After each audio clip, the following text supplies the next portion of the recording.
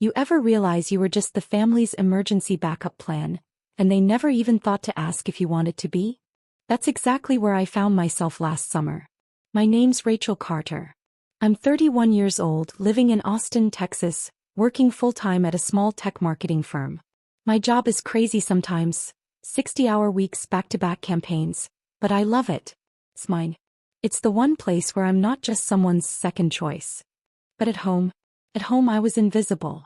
My older brother, Derek, for years ahead of me, was the golden child. Married, 2 kids, perfect life. And me, I was the one who always got the call. Rachel, can you watch the boys for a bit? Rachel, you're free this weekend, right? Rachel, you're single, you have time, it's not like you're busy. It didn't matter if I was buried under deadlines or fighting burnout. In their eyes, I was available. Boys. Last summer, when they planned a big family vacation to Clearwater Beach, Florida, I thought, maybe this time will be different. I needed it. God, I needed a break. White sands. Morning runs. Cheap margaritas at sunset. A real vacation. I requested my PTO 3 months in advance, booked my own flight, packed my running shoes, even brought a brand new sketchbook to capture the ocean breeze. But what I didn't know was that I wasn't invited as family. I was invited as free childcare. And this time, when the truth hit me like a truck, I didn't just swallow it like I used to. I set it on fire. The flight to Clearwater Beach was short, barely 2 hours. I had my earbuds in, a travel latte in one hand, and a sketchpad tucked under my arm. I was buzzing with a rare kind of hope. Maybe this time, I thought. Maybe this time I'll actually rest. When I got to the resort, the Florida heat hit me like a thick wall. Sticky, salty, wild. The place was beautiful, though. Palm trees swaying lazily, golf carts zipping past, families laughing by the pool. I walked into the main lobby, suitcase rolling behind me, and spotted my parents immediately, waving enthusiastically like nothing had ever been wrong. Next to them stood Derek, my big brother, sunburn already blooming across his nose, with his wife and 2 kids buzzing around him like hyperactive bees. He clapped me on the back like we were old college buddies. "Hey Rach. You're a lifesaver," he grinned. I laughed, a little uneasy. Savior of what, exactly? That's when it started. The casual way he said it, like it was already agreed on. "Mom said you're bunking with the boys. We've got the suite upstairs. King bed, balcony view. You'll love it. And hey, they adore you." I blinked, stunned. I'm not staying in the room I booked. Derek laughed like it was a joke. "Come on, you don't mind, right? You're great with them. Plus, we could really use a break. Steph's exhausted. And you're not married, you get it." The words "you're not married" felt like a slap wrapped in a smile.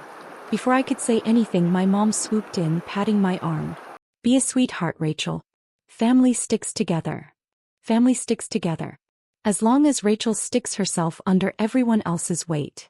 That night, after wrangling 2 overtired, sugar-rushed little boys into bed, after wiping melted ice cream off the carpet, chasing a runaway bath toy across the floor, and calming a tantrum over a missing stuffed T-Rex, I collapsed onto the thin, creaky pull-out couch they'd left for me. The walls were paper thin. The TV upstairs blasted late-night sitcoms. The kids snored and kicked in their sleep. And somewhere, drifting down from the balcony above, I could hear the clink of wine glasses. The laughter of adults. Free, unworried, relaxed. I stared at the ceiling, feeling the heavy Florida air press down on me, and thought, this isn't a vacation. This is a second job. The next morning, I woke up groggy with a plastic dinosaur jabbing into my ribs. I peeled myself off the couch, stretched my sore back, and promised myself I would at least catch the art walk happening in town. I got dressed, pulled my hair into a messy braid, and texted my mom. Heading out for a few hours. Be back later. I didn't even make it out the door. A notification buzzed. "Derek. Hey, can you watch the kids? Steph and I want to hit up the spa. Just an hour." I stared at the screen, my hands shaking slightly. 1 hour. 1 hour turned into 2. Then 3. By the time they stumbled back, sun-kissed and smiling, I had missed the entire art walk. The one thing I'd looked forward to for months. They didn't even notice. Derek tossed me a half-eaten pastry from the bakery like it was a consolation prize. "Thanks, sis. You're the best." That night, as I scrubbed jam off the boys' bedsheets and picked Legos out of my hair, something inside me shifted. Not an explosion. Not a tantrum. Just a slow, cold settling. I wasn't angry. I was done. Done pretending this was fine. Done being the invisible safety net everyone assumed would catch their mess. I sat outside the small balcony of my cramped room, barely big enough for one folding chair, and stared out at the dark ocean. The waves kept rolling in over and over like they didn't care who noticed. The stars didn't ask for applause. They just burned. And maybe it was time I started burning too. The next morning, I barely had time to sip my lukewarm coffee before the chaos started again. Derek knocked on the door, two little boys already clinging to his legs like barnacles. "Hey Ratch," he said breezily like he was asking for a favor to borrow a sweater. "Steph and I booked a paddleboarding lesson. Could you watch the boys for a bit? Shouldn't be more than an hour." I didn't answer immediately. My fingers tightened around the paper cup until it crinkled. Another hour. Another day swallowed whole. "Sure," I said, but my voice sounded strange even to myself. Too flat, too tired. Derek grinned, ruffled my hair like I was one of the kids and took off down the walkway. By noon, the boys had raided the mini fridge, overturned a tower of beach towels, and flooded the bathroom trying to make a pirate ship. I finally got them to sit still long enough with a cartoon marathon blaring in the background. I sat down, head pounding, feeling every second of lost vacation time like an anchor tied around my chest. And that's when my phone rang. Unknown number. Austin area code. Frowning, I answered. "Miss Carter." The voice was clipped, professional. "My boss's assistant, Monica. We just received your paperwork extending your PTO through next week," she said. "We just need you to confirm it on your end. HR flagged it because it didn't match the usual process." I blinked. "What paperwork?" There was a short, awkward silence on the line. "The one you submitted yesterday. It had your signature. The manager approved it this morning. Are you saying you didn't request additional time off?" The world spun a little. No, I hadn't. I hadn't touched anything. I hadn't submitted a damn thing. Somehow, while I was knee-deep in cracker crumbs and spilled sunscreen, someone had submitted a fake request under my name, trying to stretch my vacation longer without even telling me. And there was only one person here who would have the nerve and access to my basic info. Derek. After promising Monica I would look into it immediately, I hung up, feeling ice spreading down my spine. I marched straight upstairs, to the resort suite where Derek and Steph were lounging on the balcony, sipping margaritas and scrolling their phones. I didn't knock. I just opened the sliding door and stood there until Derek looked up, squinting against the sun. "Hey Ratch. Everything good?" I held up my phone like a loaded weapon. "Did you, or did you not, submit a PTO extension for me to my company?" He froze for a split second. Just a blink. Just enough to confirm everything. Then he laughed, that same easy, dismissive Derek laugh. "Relax. I just helped you out. You needed more time off anyway. Now you don't have to rush back to boring meetings." He said it like he was doing me a favor. Like forging my signature, jeopardizing my job, was just another casual Sunday errand. "You could get me fired," I said, my voice low and shaking. "You have no idea how serious this is." Derek rolled his eyes like I was being dramatic. "Come on, it's not a big deal. HR stuff is always flexible. Worst case, you explain it was a mix-up." I stared at him, something inside me cracking wide open. It wasn't just about babysitting anymore. It wasn't just about missing the beach or sacrificing a few lazy afternoons. It was about control. It was about them deciding over and over again that my life, my career, my time, my sanity didn't matter. Not as much as Derek's relaxation. Not as much as Derek's spa day. I didn't say another word. I turned around, walked back to my cramped little room, packed my suitcase with shaking hands and booked an Uber. When my mom called 20 minutes later, voice already tight with confusion, I didn't pick up. When Derek texted, "Seriously, you're overreacting. Chill." I didn't reply. I was done talking. Done explaining. The Uber pulled up to the curb, blasting cold air that smelled faintly of leather seats and citrus car freshener. I slid in, slammed the door and didn't look back. The driver, a kind-eyed guy named Paul, must have sensed something. He didn't make small talk.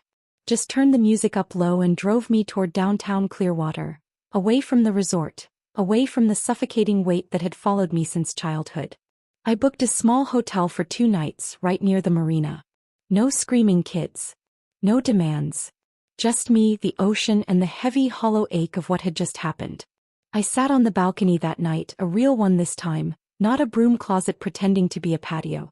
I sipped a cheap glass of wine and watched the water shimmer gold under the streetlights.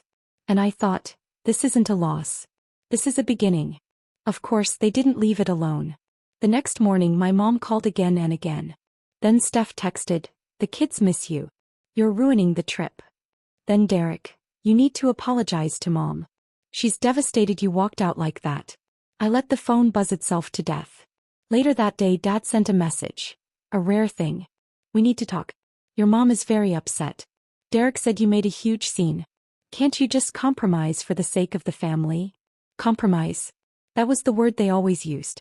Compromise meant, Rachel bends until she breaks. Compromise meant, Rachel sacrifices first, last, and always. Not anymore. I typed a single reply. "I love you. But if being part of this family means giving up my dignity and my life, then maybe it's better if I'm not part of it for a while." And I turned off my phone. That evening I finally went for a walk along the pier. No little feet stomping beside me. No sticky hands tugging my shirt. No urgent cries of "Aunt Rachel, look at this." Just me and the breeze and the smell of salt thick in the air. At the end of the dock I sat down, swinging my legs over the edge like I used to when I was a kid, before expectations turned love into obligation. The sky was a canvas of bruised purple and soft gold. I realized I wasn't sad. I wasn't even angry anymore. I was free. And for the first time in a long time, I wasn't anyone's second choice or backup plan or unpaid labor. I was just Rachel Carter. Whole, bruised maybe, but standing on my own feet. And that was enough. That was everything. I thought maybe, just maybe, they would get the message when I didn't show up for family brunch the next morning. But old habits die hard. Around noon, as I sipped coffee on the marina balcony, a heavy knock rattled my hotel door. I peeked through the peephole. Derek. Of course. I opened the door just a crack. He shoved his foot in the gap, his voice already loud, already demanding. "Rachel, what the hell? You can't just run away like that and not explain anything." Mom's crying her eyes out. Dad's furious. "The boys keep asking where you are." I leaned against the frame, calm, steady, feeling a strange, almost detached clarity. "I don't owe you an explanation, Derek," I said quietly. "And I definitely don't owe you any more of my time." His face twisted, that same smug defensiveness he always wore when he got caught. "You're being selfish. This trip wasn't just about you. It's about family." I shook my head slowly. "No, Derek. It was about you. It's always about you. You decided my time didn't matter. You decided forging my signature was no big deal. You decided babysitting your kids was more important than my career." For a split second something flickered in his eyes. Guilt maybe, or just surprise that I wasn't folding the way I always had. But it didn't last. He scoffed, throwing up his hands. "God, you're unbelievable. You're making a scene out of nothing. You always overreact." I stepped forward, pushing the door open wider. "You almost got me fired," I said, voice low but fierce. "You crossed a line you can't just laugh off this time." He opened his mouth, maybe to defend himself, maybe to lie, but I didn't give him the chance. Instead, I pulled up the email thread with Monica from my company and showed him the part where they flagged the forged PTO request. His face paled. "Finally. You committed fraud, Derek. That's not just family business. That's illegal." He stumbled back a step like I'd physically hit him. But I wasn't done. "If my boss decided to push this," I continued, voice steady, "you could face real charges. And guess what? I have all the evidence. The IP address, the timestamp. You used the resort's Wi-Fi. It's all traceable." Silence stretched between us, thick and awful. And then finally, Derek broke. Not with an apology. Not with remorse. But with anger. He slammed his fist against the doorframe, rattling the hinges. "Fine," he snapped. "Throw me under the bus. Destroy the family over some stupid misunderstanding." He turned and stomped down the hallway before I could respond, muttering curses under his breath. I closed the door gently behind him, heart pounding. An hour later, the group text started blowing up. "Mom, Rachel, honey, please come talk to us. Let's not make this bigger than it is. Dad, we're meeting in the resort lounge. You're expected. Derek, you better not drag my name through the mud." I stared at the screen, feeling the old, familiar pressure start to squeeze my chest. The guilt. The fear of being the bad one. The desperate urge to fix everything, even things I hadn't broken. But then I remembered the cold, dead feeling I'd had scraping cookie crumbs off hotel carpet while my brother got massages upstairs. I remembered the HR call that almost cost me my job. I remembered the silence on the dock last night, that deep, aching peace when I realized I didn't have to keep playing this role anymore. I didn't owe them anything. Still, part of me needed closure. Needed to face it. So I put on clean jeans and a loose white t-shirt, tied my hair up, and walked to the resort lounge with my head high. The lounge was nearly empty except for one corner. My family. Mom dabbing her eyes theatrically with a tissue. Dad scowling like someone had just told him his golf game was terrible. Derek slouched low in a wicker chair, arms crossed, glaring at his shoes. I didn't sit. I stayed standing, arms loosely crossed, looking down at them. You wanted to talk, I said simply. I'm here. So talk. For a long moment no one did. Finally Mom spoke, her voice trembling with emotion. We don't understand why you're so angry. We're family. Family helps each other. Family forgives mistakes. I let out a soft, humorless laugh. Family respects each other too, I said. Or at least it should. Dad leaned forward, his voice hard. Rachel, you're blowing this way out of proportion. You always had a soft job. Work from home, make your own hours. You could afford to help out a little. I felt the words hit sharp and stupid. Work from home. Soft job. I'd built my career brick by brick, night after night, bloodshot eyes and frayed nerves, and they thought it was soft? I shook my head slowly. You never asked what my life is actually like, I said, voice low but unwavering. You just assumed. Assumed I was free. Assumed I had nothing better to do. You didn't even ask when Derek forged my signature. You didn't even ask if I wanted to babysit. You decided. And you expected me to be grateful. Mom sniffled loudly. But he's your brother. And I'm your daughter, I cut in sharper than I meant to. Or did you forget? The silence that followed was deeper than any argument we'd ever had. Dad rubbed his temples like he had a headache. Mom twisted her wedding ring around her finger. Finally, Derek muttered, almost inaudible. I didn't think it would matter. I laughed then, not cruel, not loud, just broken and tired. It mattered, I said simply. I turned to go but paused at the door. I'm not cutting you out, I added, glancing back. But from now on my time is my choice. You can ask. You can invite. But you don't get to expect. Then I walked out of the lounge, the warm Florida sun swallowing me whole. That night, back at my quiet hotel, I sat on the balcony again. My phone buzzed once. A text from Dad. We hear you. It'll take time, but we hear you. I didn't cry. I didn't even smile. I just felt, finally, free. The waves crashed against the marina rocks, steady and endless. And for the first time in my life I knew. I wasn't the backup plan anymore. I was the plan. My own plan. I thought it was over when I walked out of that lounge. But Derek wasn't done. The next morning, just as the Florida sun began to slice through the cheap hotel curtains, my phone started buzzing, again and again. Calls, text, voicemails. Each one a little angrier, a little more desperate. I ignored them at first, sipping coffee on the tiny balcony, breathing in the salt air like medicine. But by noon, Monica, my boss's assistant, texted. Hey Rachel. Just a heads up. Your brother left a voicemail for HR saying you had mental health struggles that affected your judgment. We're not taking it seriously, but you should know. I nearly dropped my coffee. Mental health struggles? Derek was trying to make it look like I was unstable. He wasn't just covering his tracks, he was digging the whole grave deeper and trying to toss me in. Bigger. Cold, cutting anger. It burned away whatever guilt or hesitation I had left. He wanted to play games. Fine.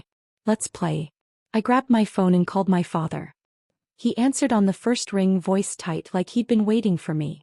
Rachel. We need to have a serious conversation about your behavior. I smiled grimly. I agree. Let's do it properly. Full family meeting. Everyone present. Today. There was a pause. Then a cautious, all right. We arranged to meet in the private conference room the resort sometimes rented out for business groups. Neutral territory, no distractions, no escape. At 4 p.m. sharp, I walked into the conference room. Mom was already there, perched anxiously on the edge of her seat. Dad stood near the window, arms crossed. Derek leaned back in his chair, legs stretched out like he owned the room, casual arrogance oozing off him like cheap cologne. When he saw me, he gave a little smirk. I pulled out my laptop, connected to the big TV screen mounted on the wall, and opened a neatly organized folder labeled Evidence. Emails. Server logs. Screenshots. The PTO extension Derek submitted, complete with timestamps, IP addresses, and metadata. Every move he made. Laid bare. The room went silent as the documents flashed across the screen. My parents stared, blinking, confused. Derek's smirk faltered. I turned to face them, hands steady, voice calm. 3 days ago, Derek submitted a forged PTO request to my company without my knowledge or consent. He used the resort's Wi-Fi network, which logs device IDs and timestamps. He used my name. He risked my job, my reputation, and my livelihood. I let it hang there, heavy and undeniable. Derek didn't ask for help. He didn't apologize. Instead, when I refused to keep playing nanny, he tried to discredit me to my own employer, claiming I was mentally unstable. Gasps broke out, my mother clutching her chest, my father's jaw tightening. Derek shot to his feet, voice rising. She's twisting everything. You're seriously gonna believe? I raised one hand. He froze. I clicked to the final piece of evidence. An email Monica sent just this morning, transcribing Derek's voicemail to HR word for word. There it was. In black and white. Rachel Carter is going through a lot mentally. Her recent behavior has been erratic. I'm concerned about her ability to handle workload responsibly. Mom's hands shook as she clutched the chair. Dad's face turned an ugly shade of grayish red. And Derek? For the first time in my life, I saw real fear in his eyes. Not fear of me. Fear of the truth. I closed the laptop with a soft click, the sound somehow louder than all the shouting that had come before. I looked directly at my parents. You raised me to be honest. To work hard. I lived by that. But every time Derek needed something, every time he made a mistake, you expected me to clean it up. Quietly. Without thanks. Without questions. I turned to Derek, my voice sharpening. And you didn't just use me. You tried to erase me, my work, my life, to protect yourself. He opened his mouth, but nothing came out. Good. Finally, Dad cleared his throat, struggling for words. We didn't know, he said, voice rough. We didn't realize it was this serious. I smiled, sad and tired. You didn't want to know, I said. It was easier to assume I was exaggerating. It was easier to let me carry it all quietly. Mom finally spoke, her voice hoarse. Rachel, sweetheart, we're sorry. But her eyes flicked nervously to Derek, and that was all I needed to see. Still hesitating. Still weighing loyalty against truth. I picked up my bag and stood tall. I didn't do this to break the family, I said. I did it because someone needed to finally tell the truth. I looked at Derek one last time, not with hate, not even with anger, just cold, clean disappointment. You broke your own image, Derek. Not me. And then, without waiting for a response, I walked out of the room. Behind me, voices rose. Low, frantic, arguing. I didn't turn back. I didn't slow down. The Florida sun hit my face as I pushed through the doors into the open air. Free, real mine. And somewhere inside me, something uncoiled for the first time in years. Not guilt, not fear, not shame. Just this one shining truth. I had nothing to apologize for. The next few days passed like a strange, slow-moving storm. The family group chat, once buzzing nonstop with photos, plans, reminders, went eerily silent.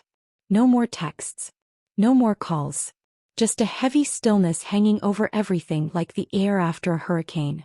I checked out of the hotel a day early, stuffed my suitcase into the back of a dusty rental car, and hit the highway, windows down, music blasting, the Florida coastline flashing by in strips of blue and gold. I didn't tell anyone where I was going. For once, my time was mine. My life was mine. 2 days later, Monica from HR emailed me. We reviewed the PTO situation internally. Thanks to your swift clarification, no further issues. As for the external interference, we have it documented but are taking no action at your request. She even ended with a smiley face. I sat back, the tight knot in my chest finally starting to loosen. They believed me. They respected me. As I stood up, even when it meant standing alone. Meanwhile, things at home weren't so quiet. Aunt Lynn, my dad's younger sister, the family's unofficial truth teller, called me one evening as I watched the sunset over the Gulf. "You lit a fire under them," she said bluntly. "Your dad's furious at Derek. Your mom's mortified. Derek's been forced to explain himself, and let's just say it didn't go well." Apparently, once the full story came out, the forged documents, the attempted cover-up, the family's golden boy didn't shine so brightly anymore. My parents weren't ready to cut him off. But for the first time, Derek wasn't being protected either. He was being held accountable. Late that night, I got a text from Derek himself. "I screwed up. I know that now. I'm sorry for dragging you into my mess." No excuses. No shifting blame. Just 7 words I never thought I'd see from him. I stared at the message for a long time. And then I put the phone down without replying. Some apologies aren't meant to be accepted right away. Some wounds need time and distance to heal. When I got back to Austin, I didn't rush to visit my parents. I didn't check in or show up for Sunday dinner. Instead, I unpacked slowly. Refilled my fridge with things I actually liked: almond milk, blueberries, real coffee. Bought a cheap, slightly wobbly second-hand balcony chair. Every evening after work, I sat outside, book in one hand, tea in the other, watching the city lights blink on one by one across the Texas sky. No one called demanding favors. No one showed up needing something. It was just me, and the life I was finally choosing to live on my terms. One quiet Saturday morning, a letter arrived. Handwritten from my mom. Not begging. Not guilting, just 6 short lines. "We miss you. We're learning. We hope you're well. Please know you're always loved." No expectations. Just love. I folded the letter carefully and tucked it into a drawer. I wasn't ready to go back yet. Maybe someday. Maybe on my terms. But for now, I sat in my little apartment, sunlight streaming through the window, a soft breeze stirring the curtains, and for the first time in years, I felt no weight on my chest. No invisible leash tugging at my heart. No guilt, no shame, no pressure. Just this peace, and it was enough, more than enough. Rachel's story isn't just about family. It's about boundaries. It's about self-worth. And most of all, it's about choosing yourself when no one else will. Maybe you've been there too. Maybe you're there right now. Remember, you are allowed to say no. You are allowed to protect your peace. You are allowed to live for you. Glowing star, if this story touched you, share your thoughts below. And don't forget to subscribe for more true stories that remind us. Sometimes choosing yourself is the bravest thing you can do.